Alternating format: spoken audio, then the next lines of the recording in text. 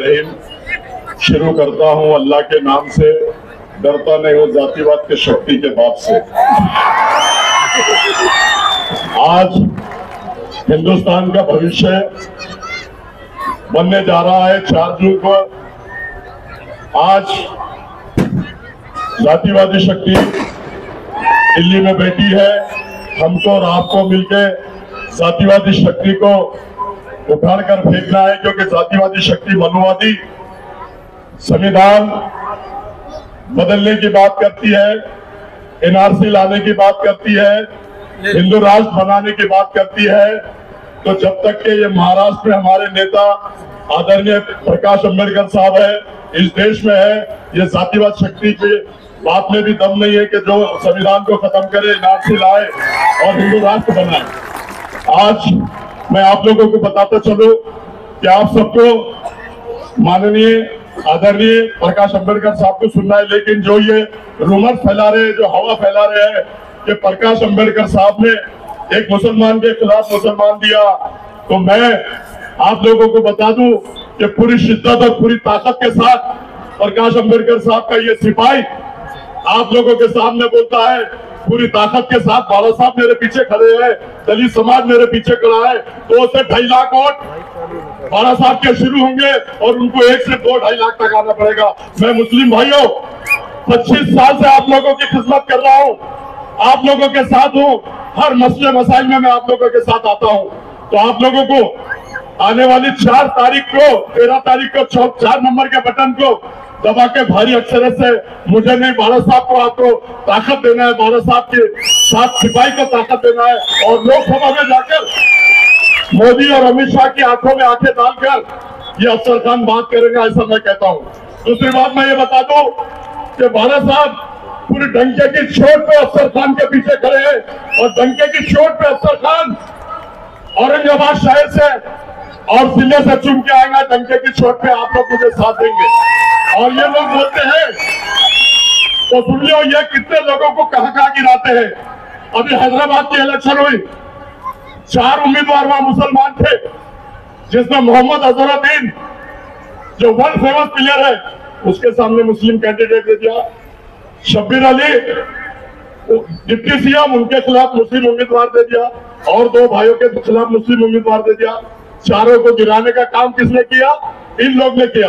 अरे भारत साहब तो चुना कर लाने के लिए अफसर खान को दिए हैं और अल्लाह के फजलो करम से आप लोगों को सिर्फ साथ देना है और भारत साहब मेरे साथ है, दलित समाज मेरे साथ है और आप लोगों को साथ देकर मुझे चुना कर देना है। दूसरी बात मैं आपको बता दूं, बॉम्बे में आरिफ नसीम खान को 250 वोटों से गिरा दिया गया, बाबा सिद्दीकी को गिरा दिया गया, नवाब मलिक को गिरा दिया गया, फरहान आजमी को गिरा दिया गया। किसने गिराया? इन लोगों ने गिराया। और ये हम इनको वोट करते हैं कि हम उनको गिराने के लिए खड़े, और हम तो डंके की चोट पे चुन के आने के लिए खड़े। अगर तेरे को गिराना होता तो तू 4400 वोटों से आया, 2019 में मैं खड़े रह के तेरे को गिरा देता। लेकिन बाला साहब ने आज मुझ पर विश्वास किया और बाला साहब ने ऐलान किया नेशनल चैनल पे कि औरंगजेब के शहर से, औरंगाबाद से अगर कोई जीतेगा दूसरी बार तो मुस्लिम उम्मीदवार अफसर खान ही जीतेगा। ये भारत साहब से अहमत है।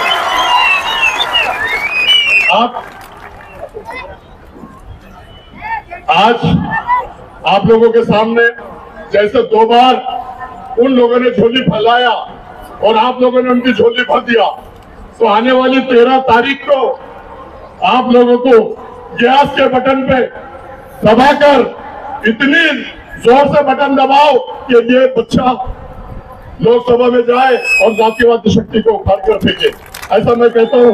और वो झोली फैलाते, मैं भी आप लोगों के सामने झोली फैला रहा हूं। अल्लाह के वास्ते, रसूल के वास्ते मेरी भी झोली भर दो।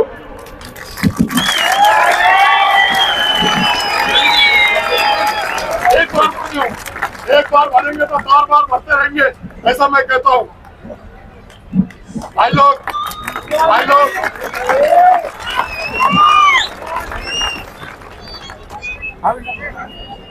अल्लाह हाफिज, खुदा हाफिज। एक शेर के साथ अपनी जगह लेता हूँ।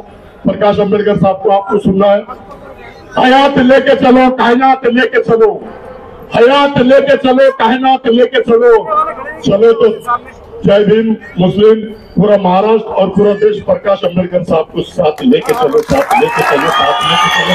अल्लाह हाफिज, खुदा हाफिज, जय भीम। यानंतर प्रदेश उपाध्यक्ष बहुजन आघाडीचा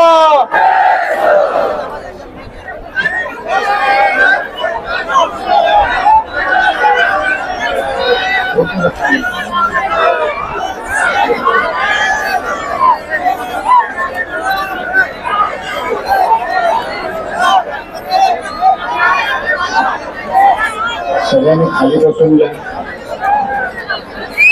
समोरची जे खाली बसा, खाली बसा। रेलिंगला जे त्यांनी सुद्धा खाली बसून घ्या, खाली बसा।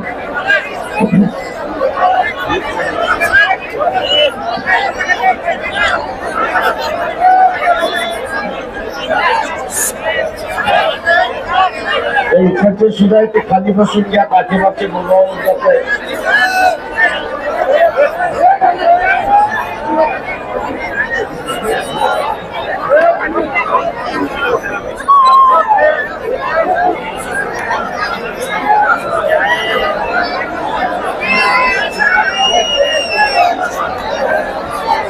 कोणीही एकमेकाला सांगू नका, मी इथे बसून सांगतो म्हणजे शांतता राहील।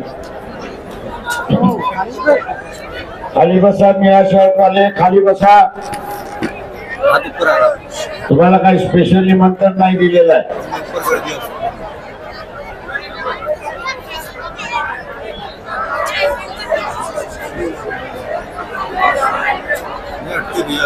तेरा तारखेला जी निवडणुका होतात आहेत त्याच्यामध्ये मराठवाड्यातले असणारे 3 उमेदवार आहेत। औरंगाबादचे उमेदवार आहेत अफसर खान, जालना जिल्ह्याचे आहेत उमेदवार प्रभाकर बखलेजी आणि बीडचे असणारे उमेदवार आहेत अशोक हिंगे। या तिघांची ही निशाणी गॅस सिलेंडर आहे, हे आपण सगळ्यांनी लक्षात ठेवलं पाहिजे। मित्रो,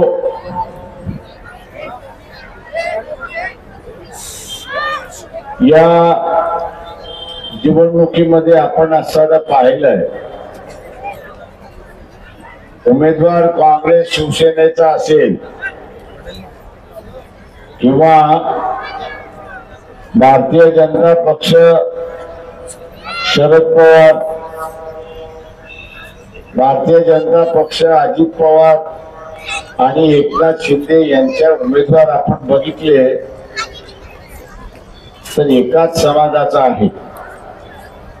औरंगाबाद मधला त्याचा असणारा फरक आहे, एवढीच असणारी परिस्थिती आहे। हे नुसते एका समाजाचे नाही तर हे नात्या गोत्याचे आहेत, हे आपण असं लक्षात घ्या। हे सगळे मराठा समाजाचे आहेत, पण तेही श्रीमंत मराठा समाजाचे। जरांगे पाटील यांनी उभा केलेला जो मराठा समाजातला वर्ग आहे त्याच्यामधला एकही उमेदवार दिलेला नाही। सत्ता ही मराठा समाजाच्या नावाने, पण प्रत्यक्षात ही असणारी सत्ता घराणेशाहीच्या हातामध्ये, हे आपण लक्षात घ्या। ही घराणेशाहीच्या हातामध्ये आहे आणि म्हणून मराठवाड्याचा विकास झाला नाही। आपण बोलतो की मराठवाड्याचा विकास झाला पाहिजे,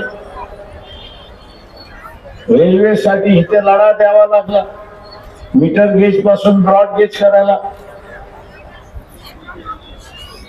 पण ब्रॉड गेज झाली, पण ब्रॉड गेज सुद्धा सिंगल लाईन झाली, की डबल लाईन अजून झाली नाही, अशी असणारी परिस्थिती आहे। डबल लाईन कदाचित झाली असती तर मराठवाड्यामध्ये येण्या जाण्याचा वेळ जो आहे तो अर्धा कमी झाला असता, अशी परिस्थिती आहे। आणि वेळ वाचतो म्हटल्यानंतर उद्योग सुद्धा आले असते अशी परिस्थिती आहे. मध्यंतरी आपण बघत असाल की औरंगाबाद हे विकसित होते असं वाटतं. वेगवेगळ्या कंपन्या यायला लागल्या, त्याच्यातल्या फक्त असणाऱ्या 4-5 कंपन्या टिकल्या, उरलेल्या कंपन्या भूर झाल्या अशी परिस्थिती. आणि त्याचं कारण आहे की ज्या काही सोयी सवलती दिल्या पाहिजे महाराष्ट्र शासनाने दिल्या नाही. मराठवाडा आहे, मागासलेला भाग आहे, म्हणून मागासलेला भाग राहिला पाहिजे अशा दृष्टीने महाराष्ट्र शासन बघत आलं अशी परिस्थिती आहे. माझं आव्हान आहे आपल्या सगळ्यांना की आपल्याला असणारं हे बदलायचं असेल तर इथलं सत्ता परिवर्तनातलं बदल झालं पाहिजे. आणि सत्ता परिवर्तनातला बदल झाला तर मराठवाड्याचा विकास झाल्याशिवाय राहणार नाही हे आपण लक्षात घ्या. ज्या घराणेशाहीला आपण सत्ता देतोय, ज्या घराणेशाहीला आपण असं सत्ता देतोय, ते शरीराचा एक डावा हात आहे आणि उजवा हात आहे. तो शरीरातला डावा हात आहे उजवा हात आहे. सत्ता उजव्या हातात आली काही, डाव्या हातात आली काही, ती शरीराकडेच आली म्हणजे कुटुंबाकडे आली अशी परिस्थिती आहे. आणि म्हणून आपल्याला या ठिकाणी नाचवण्यात आलं.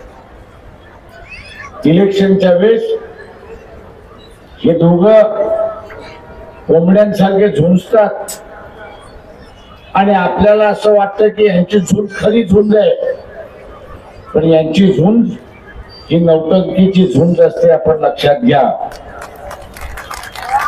देखावा असतो, फसवागिरी असते.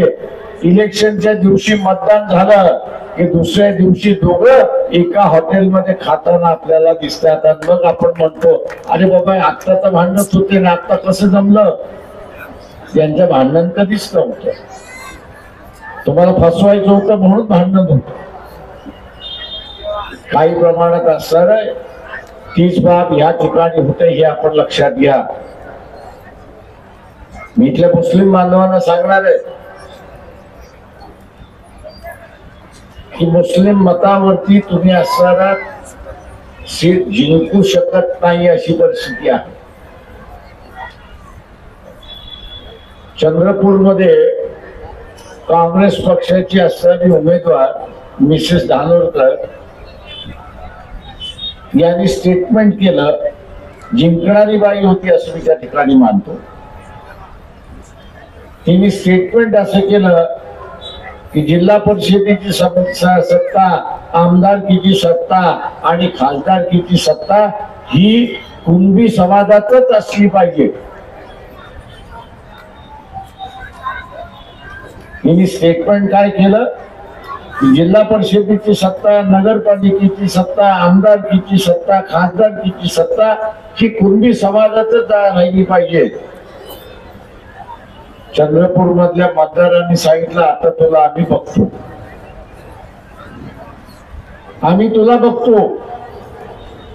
आणि आता चंद्रपूर मधल्या ही सीट 3ऱ्या क्रमांकावरती गेल्या असे मला लोक त्या ठिकाणी म्हणत होते की फक्त कुणब्यांना मतदान पाहिजे असेल तर कुणब्यांनीच मतदान करावं, आम्ही कुणब्यांच्या विरोधात मतदान करणार ही भूमिका त्या ठिकाणी झाली.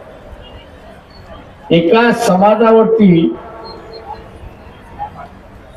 इलेक्शन जिंकता येत नाही. तुम्हाला सर्व समावेशक व्हावं लागेल आणि सर्व समावेशक झाल्यानंतरच निवडणुका या ठिकाणी जिंकता येतील अशी परिस्थिती आहे. आज या औरंगाबाद मध्ये चर्चा आहे की वंचित बहुजन आघाडीने एक मुस्लिम उमेदवार दिला. जे बोलतात आहेत, मी त्यांना असताना विचारतो की विधानसभेमध्ये याच MIM-ने वंचितच्या पाठीत खंजीर खुपसला की नाही, एवढं फक्त असताना सांगा.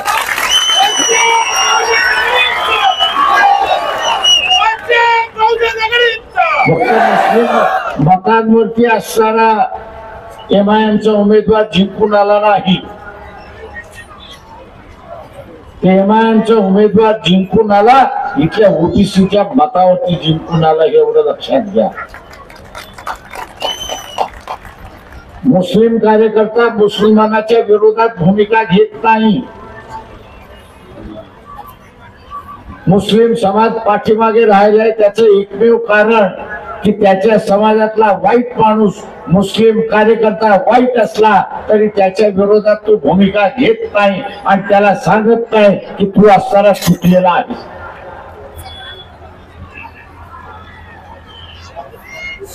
किंवा ओएसी असेल किंवा इतर कोणी असतील,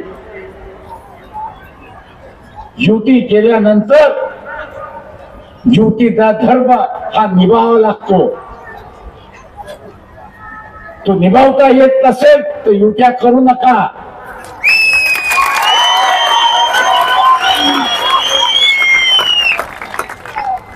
युत्या करता येत नसेल आणि धर्म निभावता येत नसेल तर युत्या करू नका.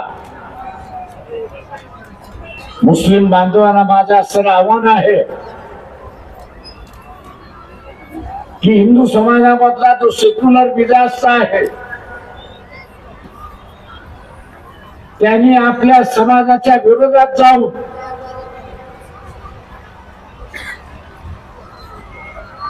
सेक्युलर उमेदवार आणि सेक्युलर राजकारण या देशामध्ये उभारलं पाहिजे. म्हणून त्यांनी असताना एका मुस्लिम माणसाला मतदान दिलं. त्याची कदर तुम्हाला आहे की नाही? आणि मुस्लिम बांधव हे जर कदर करणार नसतील तर येत्या काळामध्ये तुमच्या बरोबर कोण उभा राहणार नाही, हे लक्षात घ्या. इथल्या बोलणीला सुद्धा इशारा देतोय की मानवतेच्या नात्याने आम्ही तुमच्या बरोबर उभे राहू, पण तुम्ही सुद्धा मानवतेच्या नात्याने माणुसकी बरोबर आणि सेक्युलर बरोबर उभा राहायला त्या ठिकाणी शिकला पाहिजे. फक्त माझ्या धर्माचा आहे आणि म्हणून सर्व गुन्हे माफ अशी असणारी भूमिका घेणार असाल तर जे बीजेपीचं राजकारण आहे, मुसलमानांना वेगळं पाडण्याचं जे राजकारण आहे ते यशस्वी इथला मौलवी आणि इथला मुस्लिम समाज करतोय, हे आपण असणारा लक्षात घ्या. बीजेपीच्या राजकारणाला यशस्वी कोण करणार असेल तर इथला असणारा मौलवी करणार आहे आणि इथला असणारा मुस्लिम बांधव करणार आहे, हे आपण लक्षात.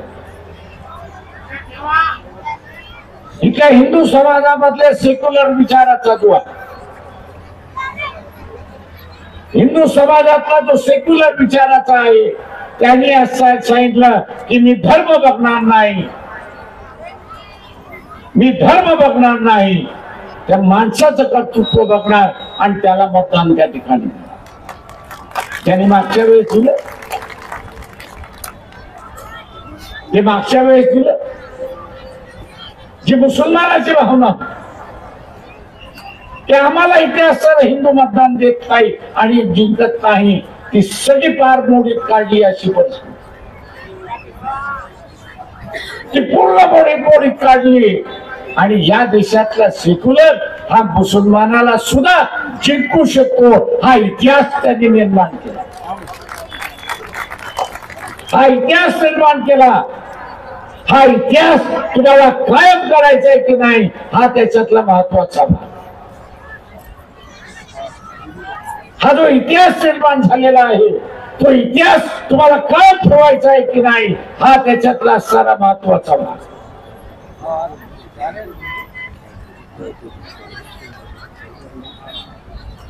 कालच मोदीचं वाक्य की बाळासाहेब ठाकरेंचे असणारे माझ्यावरती उपकार आहेत आणि म्हणून उद्धव ठाकरे अडचणीत आले तर मी त्याच्या पाठीशी उभा आहे आणि पाहिजे ती मदत मी त्या ठिकाणी करणार आहे. हे उद्याच्या येणाऱ्या राजकारणाची नांदी आहे हे आपण लक्षात घ्या. ही उद्याच्या राजकारणाची नांदी आहे. वाटाघाटी ज्यावेळेस चालल्या होत्या त्यावेळेस आम्ही पहिल्यांदा म्हणालो होतो की आपण सेक्युलर मतावरती जिंकून येणार आहोत आणि म्हणून सेक्युलर मतदाराला हे आश्वासित करू की 5 वर्ष आम्ही भारतीय जनता पक्षाबरोबर समझोता करणार. हे आश्वासन आपण देऊ.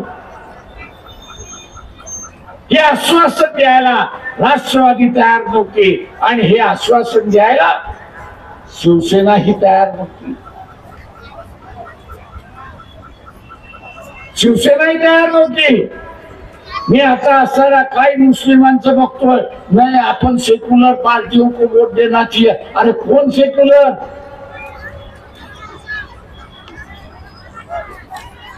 कौन सेक्युलर? 25 वर्ष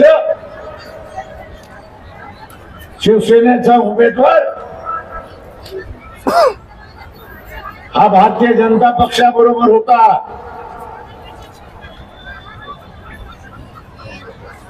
भारतीय जनता पक्षाबरोबर होता. तिथं जमलं नाही की मुद्दामून फाटून घेतलं की आपल्याला 48 जागा जिंकायच्या आहेत आणि म्हणून फारकत घेऊन इथे असणारी युती घेतली. आम्हाला शंका होती म्हणून आम्ही म्हणालो की बाबा सेक्युलर मतदाराला आश्वासन देऊ की 5 वर्ष आम्ही त्या ठिकाणी जाणार नाही, बीजेपी बरोबर जाणार नाही. आश्वासन दिलं नाही आणि इलेक्शनच्या दरम्यानच आपल्याला दिसतंय की मोदी हे सांगत चुकलेले आहेत की काळजी करू नका, उद्धव ठाकरे आणि त्यांची सेना आपल्याकडे आल्याशिवाय राहणार नाही. आल्याशिवाय राहणार नाही हे संकेत आहेत. ही दिशा आहे. आणि मग मी इथल्या मुसलमानांना विचारतो किस जबान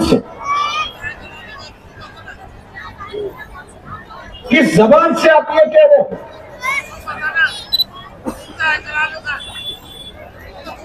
कि शिवसेना जो है ये सेक्युलर हो गई, सेक्युलर मिजाज का दिमाग हो गया. कांग्रेस ने एक वॉशिंग मशीन का एडवर्टाइजमेंट किया और कहा है कि मोदी जी वॉशिंग पाउडर डाल के उनको धुलाते हैं और उनका दाग जो है, दामन का दाग जो है वो निकल जाता है. मैं इन मुसलमानों से पूछना चाहता हूं कि कांग्रेस ने ऐसी कौन सी मशीन निकाली है?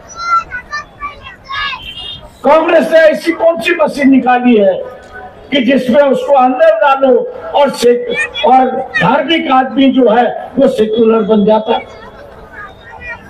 पूरी विचारधारा उसकी बदल जाती. मुखौटा तो हर वक्त कोई बदलता रहता है, लेकिन मुखौटे के पीछे जो असली तस्वीर है वही सामने लेने की चाहिए. ये मुखौटा जो है ये दिखावा. अगर मुस्लिम समाज यहाँ पे चुप गए, अगर मुस्लिम समाज यहाँ पे चुप गया तो मान लो दोबारा ये मौका आपको मिलेगा. ये बात मैं नहीं कह रहा हूं. इस देश की जो अर्थ मंत्री है निर्मला सीतारामन, उनके जो पति है परकला प्रभाकरन उनकी 10 या 12 दिन पहले वीडियो पे मुलाकात है, और उस वीडियो के मुलाकात में उन्होंने कहा है कि अगर दोबारा मोदी चुन के आते हैं तो संविधान के बचेगा तो नहीं, लेकिन उन्होंने मुसलमानों को आगाह किया है, ईसाइयों को उन्होंने आगाह किया है, और ये कहा है कि अगर बीजेपी और मोदी दोबारा सत्ता पर आते हैं तो मुख्यमंत्री के वक्त में जो गोधरा में हुआ, मुख्यमंत्री के वक्त जो गोधरा में हुआ, और प्राइम मिनिस्टर होते हुए जो मणिपुर में हुआ कत्लेआम जो हुई, वही सिलसिला वो कह रहे हैं कि भारत के गली गली में होगा, भारत के गली गली में होगा। ये कोई छोटा मोटा आदमी नहीं है,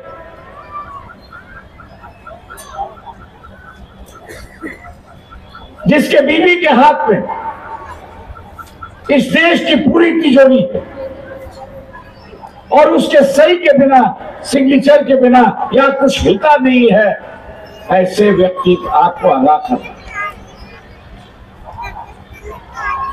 इसलिए इस बात को नजरअंदाज मत करें,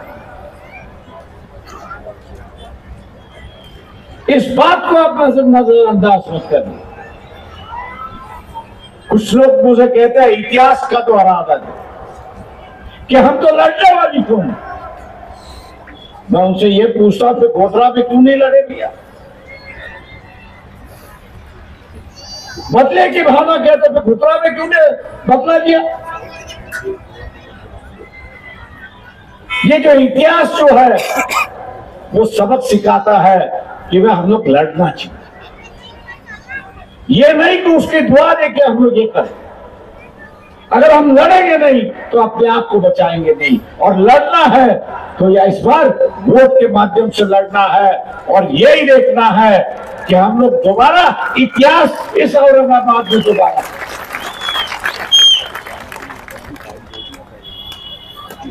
जैसे मैं पहले वक्ता ने यहां पर कहा कि जो वंचित बहुजन आघाड़ी के साथ में जो मतदार है, वंचित बहुजन आघाड़ी के साथ में जो मतदार है, वो मतदार आज भी अफसर के साथ में,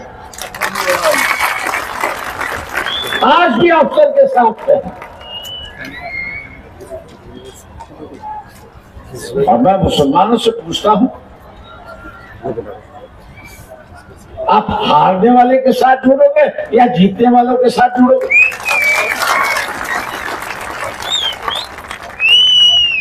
गलतियां तो मुसलमान करते आ रहा है।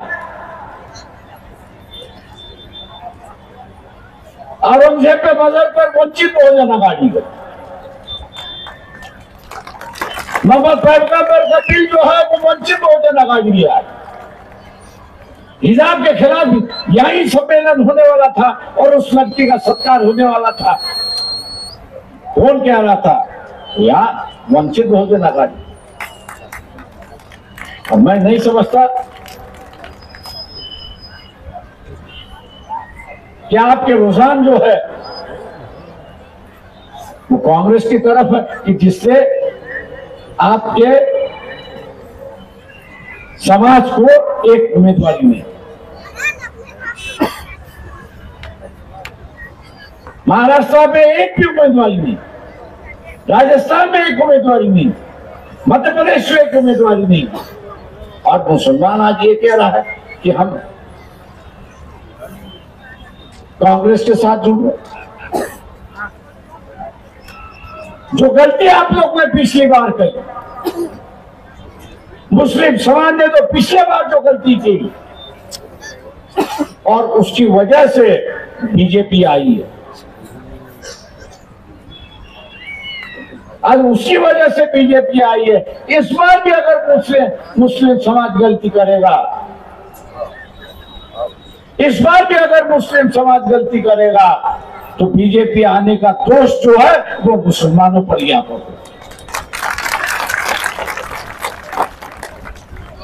मुसलमान क्या चाहता है कि बीजेपी की सरकार ना आए, नरेंद्र मोदी प्राइम मिनिस्टर ना बने।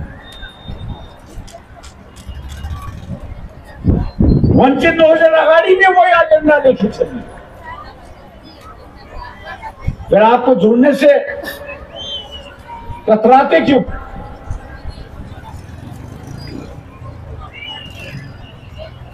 आप जोड़ने से कतराते क्यों? आपका मजहब तो ये सिखाता है कि जिस पर जुल्म हो रहा है, अत्याचार हो रहा है, उसको साथ दो, उसके साथ रहो, तो अल्लाह आपको दुआ दे। यहां मालियों को टिकट नहीं है, धनगरों को टिकट नहीं है, और किसी समाज को नहीं दिया। और अत्याचार जो होता है वो जिनको टिकट दिया हुआ है कांग्रेस वालों ने, वही तो अत्याचार मुसलमानों पे कर रहा है। इस बात को आप भूल गए। एक नया रास्ता, दोस्ती का रास्ता, भाईचारे का रास्ता, विश्वास का रास्ता, सेकुलर का रास्ता वंचित बहुजन आघाड़ी आपके सामने रखा। वंचित बहुजन आघाड़ी आपके सामने रखा। आज बीजेपी और नरेंद्र मोदी ये कह रहे हैं, इनडायरेक्टली कह रहे हैं कि कांग्रेस का जो एजेंडा है वो मुस्लिम लीग का एजेंडा है, और उसके आगे जाके ये कह रहे हैं कि देश का बंटवारा।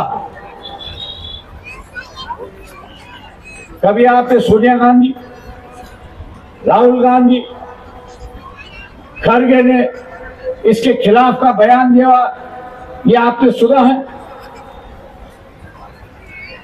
जिनकी हिम्मत नहीं है अपनी इज्जत बचाने की, अपनी इज्जत बचाने की हिम्मत नहीं है, वो आप लोगों की क्या हिफाजत करें?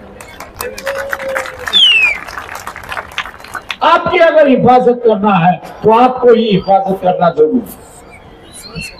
और इसलिए मैं आप लोगों से ये कहता हूं कि हम लोगों की कोशिश है कि मुस्लिम समाज अपने पैरों पर खड़ा हो, और इसलिए इस इलेक्शन में 5 जगह जो है वो मुसलमान कैंडिडेट हम लोग ने उतारे।